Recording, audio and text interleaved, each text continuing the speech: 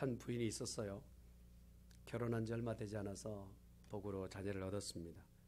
내 기쁜 날은 멀지 않고 길게 가지 않고 남편이 그렇게 떡대 같은 건강해 보였던 남편이 하루아침에 세상을 두고 말았습니다.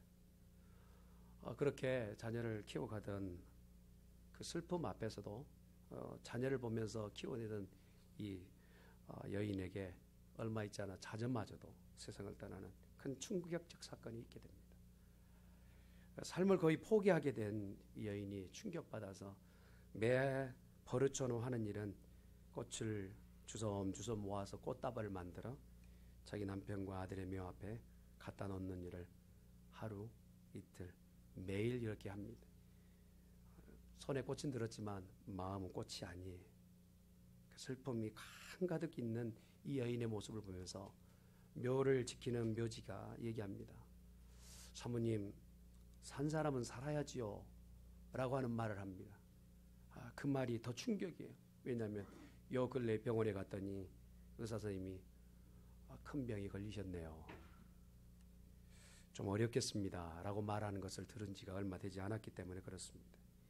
그렇게 되고 이 부인은 더 충격의 큰 울음 가운데 꼭 묘지쟁이가 이 묘를 지키는 사람이 자기의 내용을 아는 것처럼 얘기한 그 내용 때문에 더 슬퍼 그 꽃을 남편과 자식의 묘 앞에 놓고는 크게 통성을 합니다. 방성대곡을 합니다. 근데 이 묘를 관리하는 사람이 이렇게 얘기합니다. 죽은 사람은요 꽃의 향기를 맡지 못해요. 산 사람만이 꽃의 향기를 맡지요. 오히려 들고 온 이 꽃을 정말 어려운 사람한테 하나씩 나눠주면 더 낫지 않을까요? 라고 하는 말을 합니다.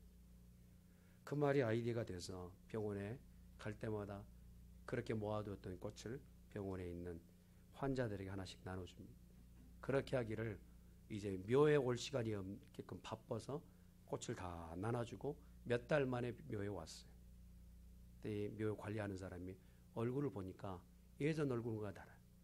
예전에는 그냥 찡찡하고 아까 우리가 인사하기 전에 제가 말을 내놓았던 것처럼 온갖 인생의 고뇌와 아픔을 혼자 안고 다니는 그런 얼굴이었다면 지금은 얼굴의 표정이요 달라진 여러분의 표정과 같이 환하게 웃는 그러면서 무척 기뻐하고 있는 동안에 한 가지 더 비밀스러운 일은 그렇게 마음과 생각을 바꾸니까 있었던 병마저도 치료받는 기적이 나타나게 됩니다.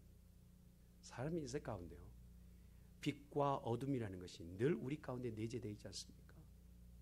삶을 사는 동안 매일 낮이라고 말할 수도 없고 매일 밤이라고 말할 수 없는 이 삶의 밤과 낮이 반복하여 있는 이런 삶을 우리가 살아가게 됩니다.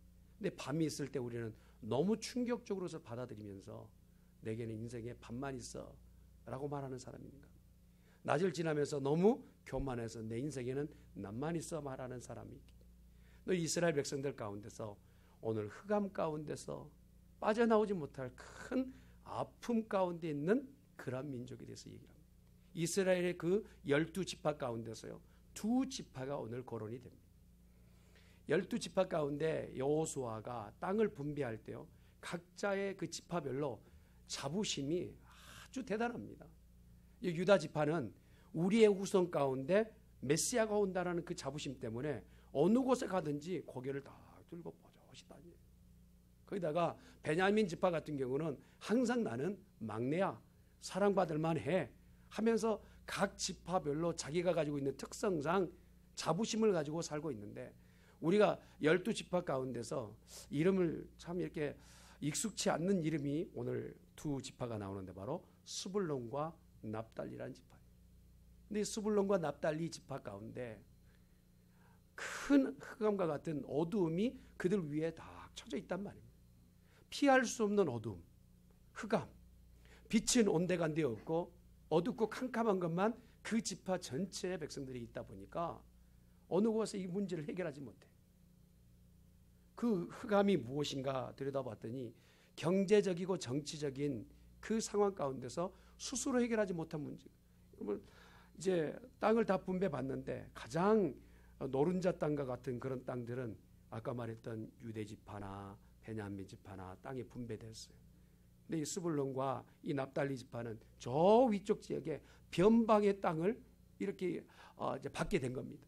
그렇다 보니까 변방에 있는 이 스불론과 납달리가 그 이방의 민족들이 침투해 올 때마다, 침략에 올 때마다 먼저 가장 큰 타격을 받는 거예요.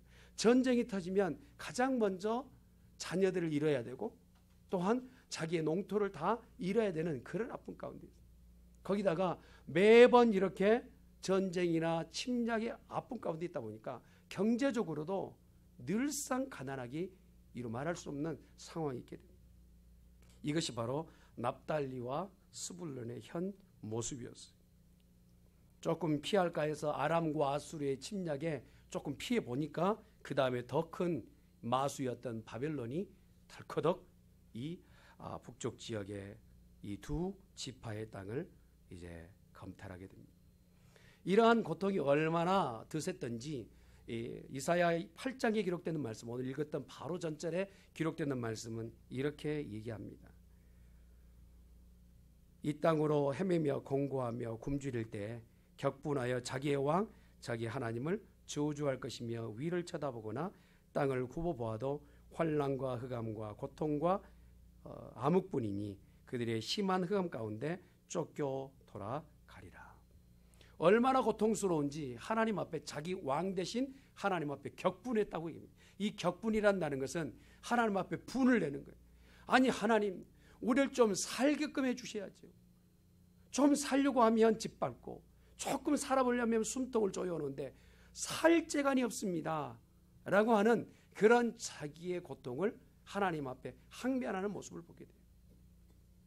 거기다가 더 극심한 문제는 뭐냐면 정치적이고 경제적 문제에다가 더하여서 영적인 문제가 함께 하였다는 것입니다. 8장 19절에 보니까 어떤 사람이 너에게 말하기를 주절거리며 속살거리며 그 다음에 신접한 자의 마술사에게 물으며 백성이 자기 하나님의 구한 것이 아니냐 산 자를 위하여 죽은 자에게 구하겠느냐 하라. 이게 여러분, 이렇게 정치적으로 경제적으로 어려다 보니까 왜 이렇게 우리가 못 사는 거야, 왜 이렇게 우리에게 어려움이 있는 거야 하면서 이제 찾는 것이 하나님 앞에 도움을 구하는 것이 아니라 신접하는 자들, 박수와 무당, 술객들, 지금에 말하면 점집에 가서 점을 보기 시작하는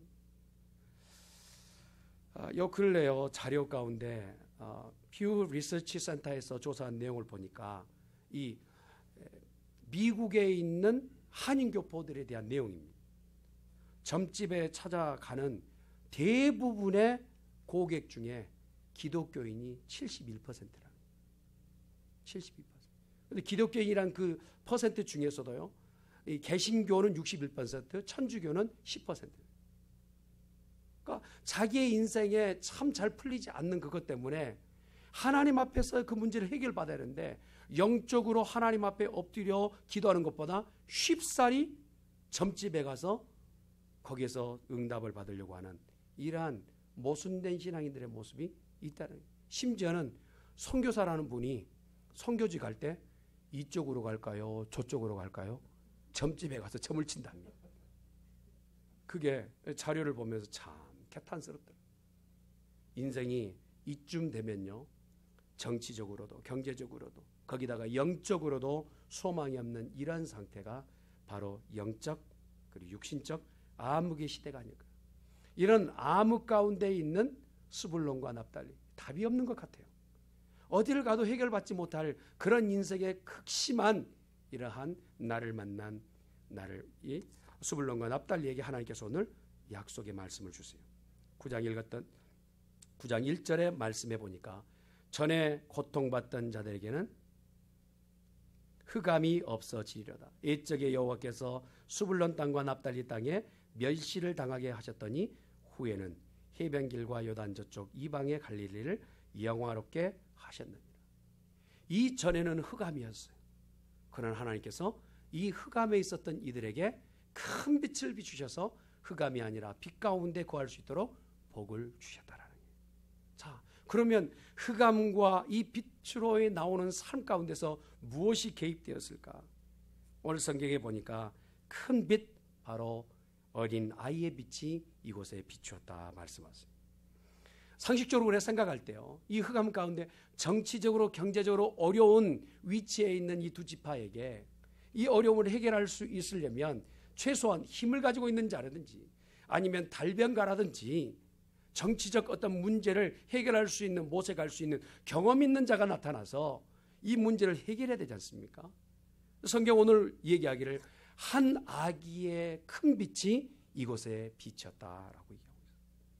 이 한 아기라고 하는 큰 빛은 이스라엘의 모든 문제를 해결하며 원리를 풀어가는 그런 답이라고 얘기합니다.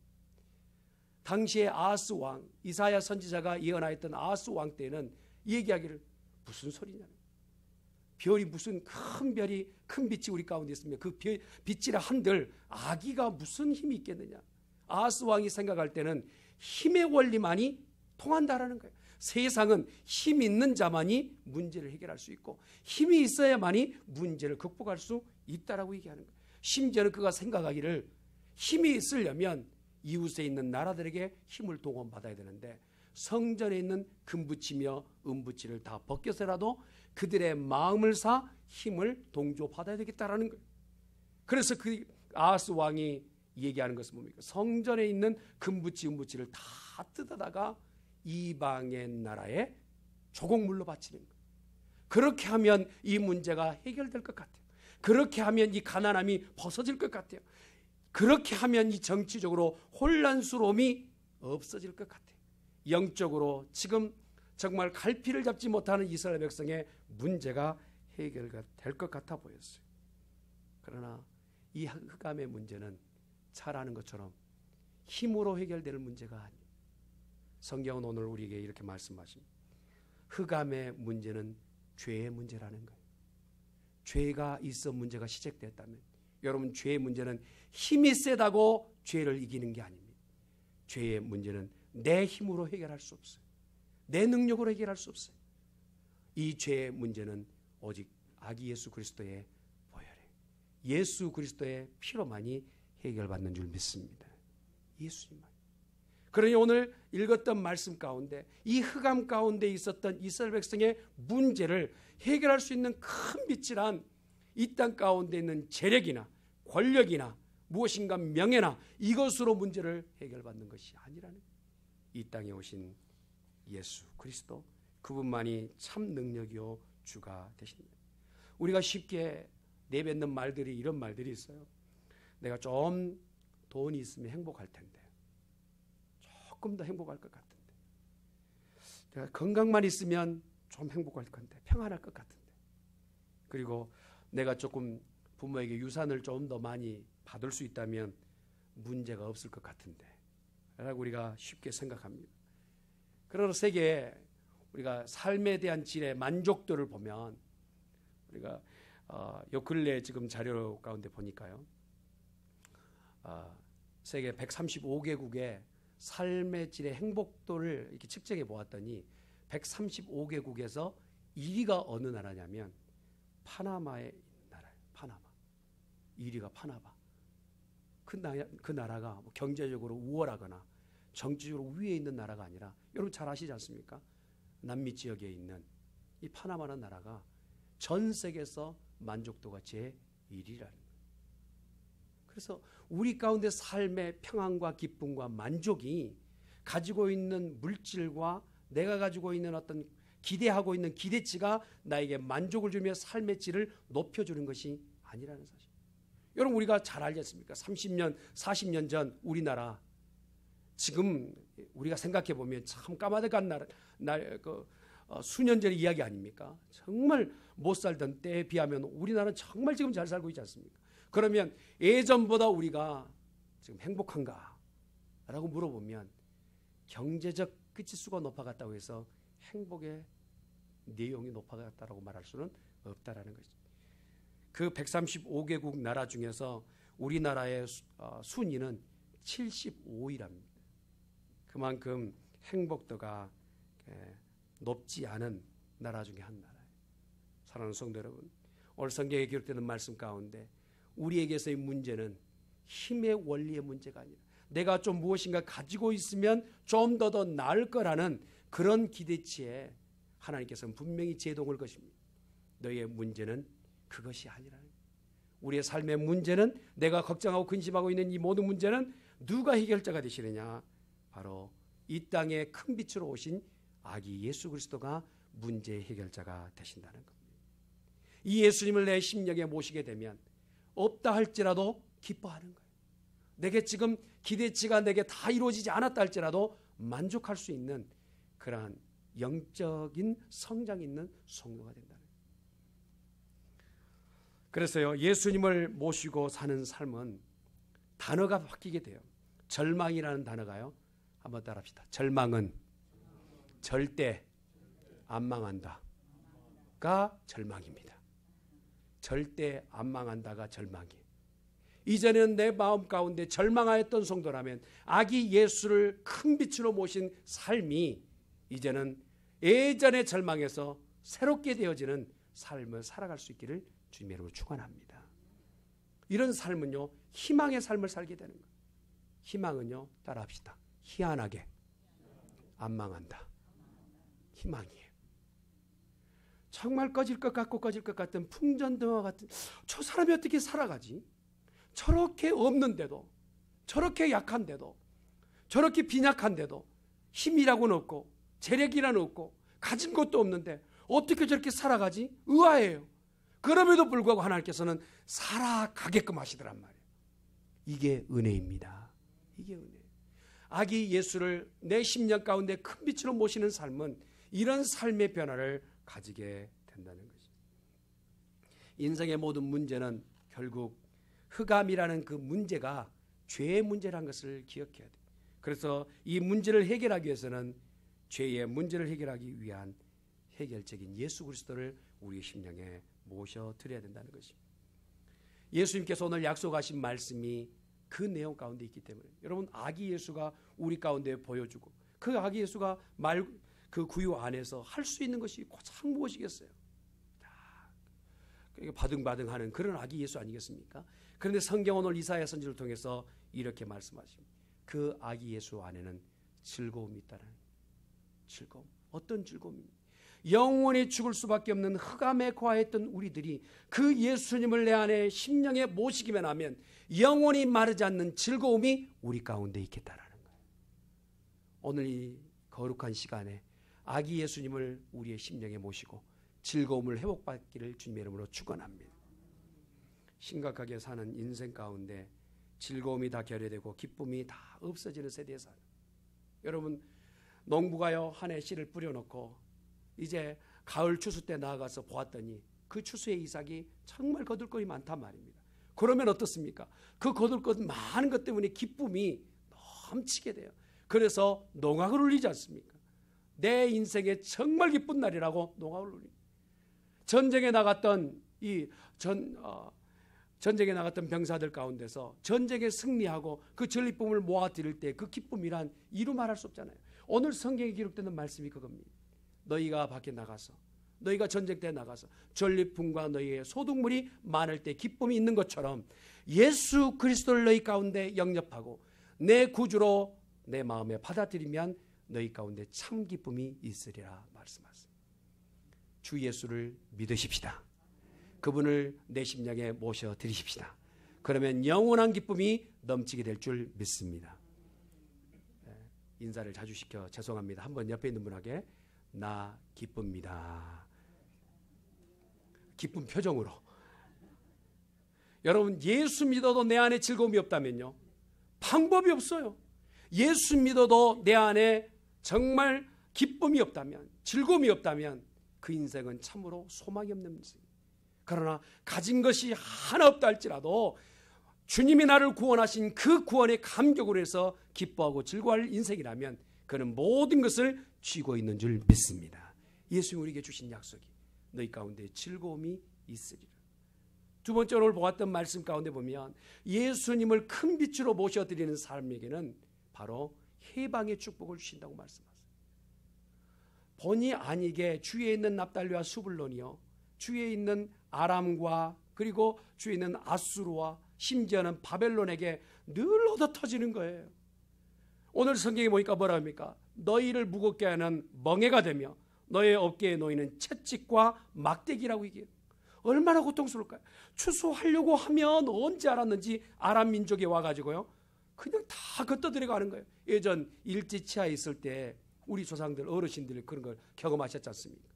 다 그냥 농사를 지어놓으면 그게 내 것이 아닌 거예요. 그럼 무슨 재미가 있겠어요? 좀 감춰놓았던 거 그것마저도 다 빼앗기는 거예요. 심지어 이스라엘 백성이 추수하여도 그 곡식을 먹을 수 없어서 포도주를 짜는 그 틀 안에서 숨어서 연기 안 나게끔 떡을 구워 먹는 이런 신세 가운데 있게 됐다. 그런데 이런 고통 가운데 있는, 참으로 삶 가운데서 피할 수 없는 압제와 멍해와 막대기와 고통이 있는데 큰 빛을 받아들인 그 동시에 이 모든 것이 삼배가 불에서 타는 것처럼 내가 태워 없애겠다 축복하시는 거예요. 할렐루야. 어떤 분의 간증을 들었어요. 이분은 28살에 예수님을 믿게 되었는데 28살 예수 믿기 전까지는 어떤 생각을 가지고 있었냐면 자기 자신이 참 착하다고 생각한 거예요. 특별히 사람에게 뭐 속이거나 또 뭐 사기를 하거나 뭐 이렇게 않고 올바로 살아왔다고 자기가 자신을 자부한 겁니다. 거기다가 세상이 좀 의로워지기 위해서 의로운 세상을 위해서 앞장서서 데모하는데도 1등 공신으로 일을 해왔어요.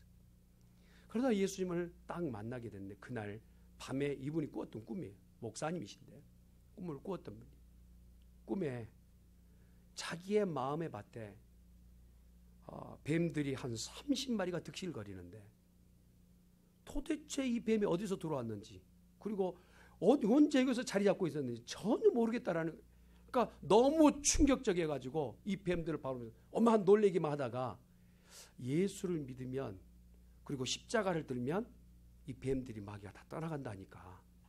그래서 그 꿈에라도 십자가를 들어서 탁 비쳤답니다.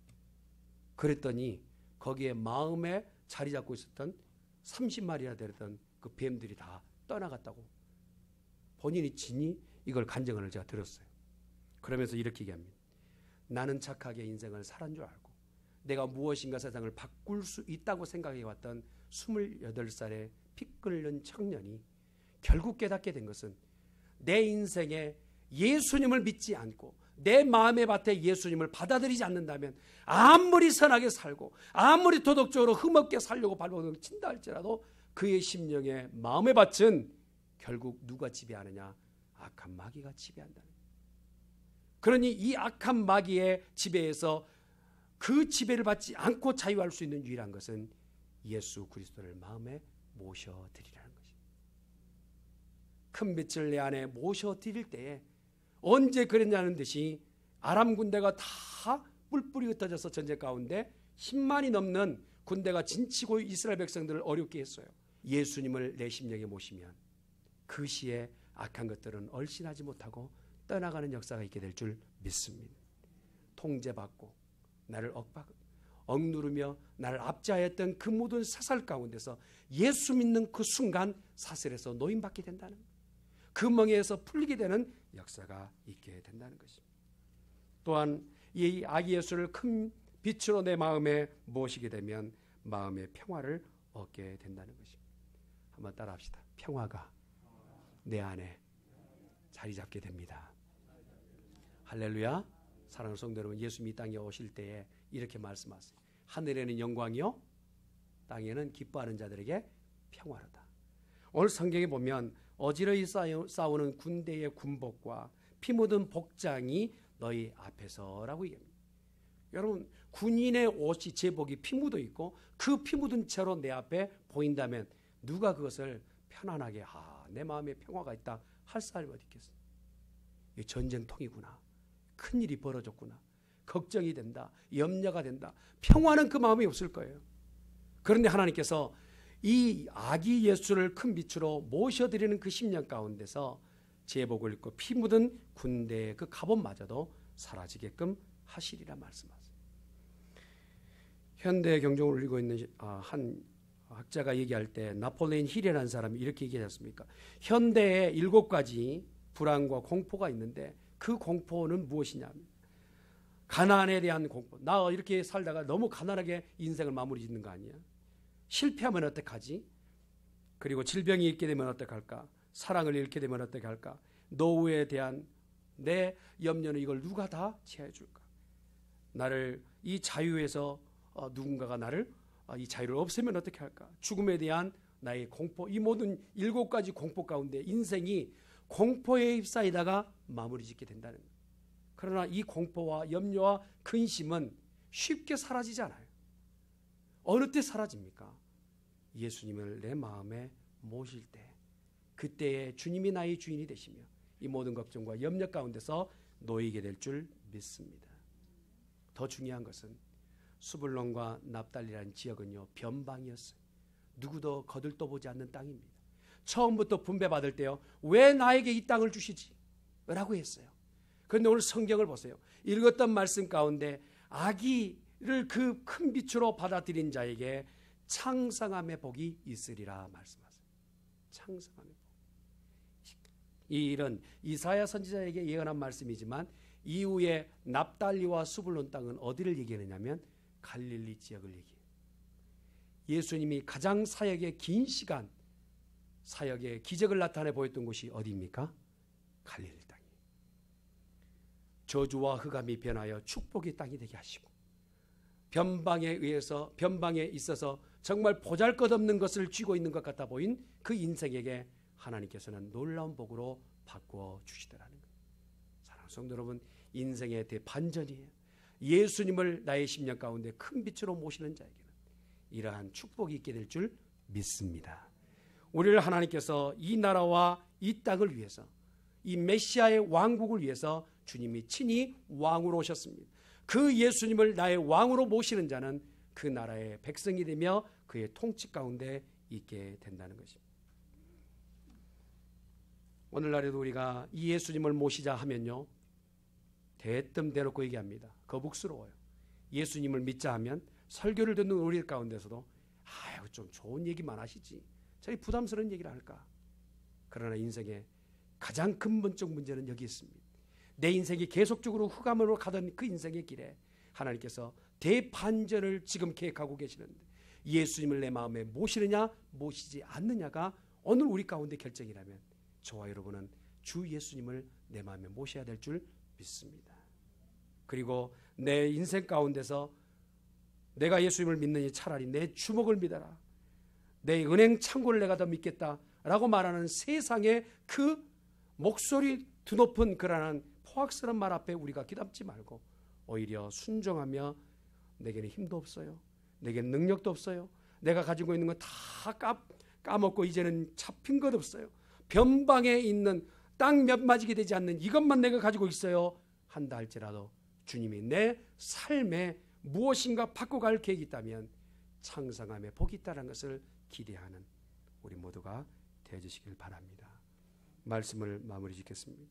그러면 이 아이는 누구입니까? 아까도 언급했던 것처럼 이 아기는 예수 그리스도이십니다. 이 예수 그리스도는 성경에 기록된 말씀처럼 오늘 본문에 기록되는 말씀에도 그가 이 한 아기가 우리에게 낳았고 한 아들을 우리에게 주신 바 되었는데 그 어깨에는 정사를 메었고 그 이름은 기묘자라 모사라 전능하신 하나님이라 영존하신 아버지라 평강의 왕이라 할 것입니다. 그 정사와 평강의 더함이 무궁하며 또 다윗의 위에 앉아서 그 나라를 굳게 세우고 자금 이후 영원토록 공평과 정의로 보존하실 것이니라. 아멘. 만군의 여호와의 열심히 이를 이루시리라. 아멘. 예수님은 누구이십니까? 전능하신 하나님이십니다. 예수님은 누구이십니까? 우리와 함께 하시기 위하여 이 땅에 오신 임마누엘인 줄 믿습니다. 예수 그리스도께서 우리와 함께 하시기 위하여 이 땅에 오셨다면 우리 또한 그 예수님을 우리 마음에 모시고 예수님과 동행하는 삶을 사는 복된 성도가 되어져야 될 줄 믿습니다. 미국에 한 부자가 있었어요. 그 부자가 아들이 그렇게 미술에 관심을 가져가지고 많은 미술 수집품을 가지고 그렇게 수집하는 것에 기꺼이 돈을 많이 대서 이렇게 피카소의 그림이든지 마네의 그림이든지 모네의 그림이든지 고흐의 그림이든지 유명 화가의 모든 그림들을 이렇게 수집하는데 아버지가 계속적으로 지원을 해서 많은 미술 작품을 소장을 하게 되었어요. 네, 국가의 부름을 받아가지고 전쟁터에 나가서 어떻게 이 전우에 대한 이 전우회가 아주 투철한 이 아들이 옆에 있는 이 동지가 총에 맞아서 쓰러져 있는데 그 동지를 병원에 후송하다가 자기가 총에 맞아서 죽게 전사하게 됩니다. 그러고 나서 전립 가지고 있는 이 모든 아들의 유품을 가지고 그 덕에 살았던 이 친구가 유품을 가지고 와서 아버지에게 전달하면서 한 개의 큰 그림을 다 전달합니다. 그 그림이 총에 대신 맞아준 그 아들의 모습을 그러니까 자기가 그림으로 그린 그 그림이에요. 자기도 이제 미술에 관심이 있다고 그 그림을 그렸는데 그 그림을 보니까 그 그림 속에 아들이 금방이라도 나올 것 같아요. 그래서 활칵 해가지고 정말 아버지가 그 슬픔을 피하주는 뒤에서 울고 다시 그 아들 친구를 보내고 그리고 나서 얼마 있지 않아서 그 슬픔을 이기지 못하고 아버지도 이제 생을 달리하게 됩니다. 그 많은 재산들을 어떻게 할 거예요? 그 많은 소장품을 어떻게 할 거예요? 그래서 이제 그 부자의 사후에 재산 관리한 사람이 제 앞에서 경매를 얘기합니다. 그러니까 이 사람이 가지고 있던 미술의 소장품을 많이 알고 있었던 애호가들이 많이 모였어요. 그러고 나서 이제 그림들을 다 내놓고 경매에 붙이려고 하는데 가장 먼저 나온 경매품이 그 아들의 얼굴을 그린 그림이 경매에 먼저 나왔어요. 근데 유명한 작품도 아니고 내놓아서 별 볼 일 없는 거예요. 사람들이 기웃기웃하고 아무도 구입하지 않는 거예요. 그러다가 하도 안 팔리기에 이제 아버지의 친구였던 친구가 너무 마음에 짠해가지고 그 아들의 사진을 100불에 샀어요. 그러면서 팔렸습니다. 이제 경매 나머지 부분들이 이제 피카소나 이 그림들이 경매에 나와야 되지 않겠습니까? 근데 이 재산 관리자가 오늘 경매는 끝이 났습니다. 그러는 거예요. 무슨 소리요? 이 어르신이 마지막 유언이 내 아들을 그림을 사는 자에게 나머지 모든 소장이나 재산을 다 넘기겠습니다. 라고 했다는 거예요. 그리고 나서 그 유언을 남기고 세상을 떴다는 겁니다. 경매를 더 붙일 수가 없는 것이죠. 저는 이 예화를 읽으면서요 이런 마음이 들어요. 눈에 보이는 아기 예수 별 볼 일 없는 정말 핏덩어리 이게 무슨 왕이야. 이게 무슨 구세주가 되겠어. 세상의 모든 관점은 아기 예수를 그 관점으로 보았어요. 그러나 하나님은 분명히 말씀하시 내 아들을 믿는 자에게는 영원한 생명이 있겠다 말씀하세요. 할렐루야. 아버지가 가장 애화했던 그림을 통하여서 모든 전 재산이 그대로 그의 것이 되었던 것처럼 우리 하나님은 이 땅 가운데 독생하신 예수 그리스도를 우리 가운데 보내시고 큰 빛이 되시며 그 빛을 받아들인 자에게 흑암에서 빛으로 삶이 옮겨질 수 있는 놀라운 복을 허락해 주셨습니다. 저주와 좌절의 절망의 나라에서 이제는 메시아가 다스리시는 메시아 왕국의 백성이 되게끔 해주셨어요. 여러분 모두는 그 백성이 된 줄 믿습니다. 즐거워하고 기뻐하시고 창성할 날을 기다리시길 바랍니다. 변방에 있었던 우리의 땅이 하나님께서 분명히 변하여 새 땅이 되게끔 하실 날이 있게 될 줄 믿습니다. 그 사실로 인해서 힘없는 우리 중앙교회 성도들 되기를 예수님의 이름으로 축원합니다.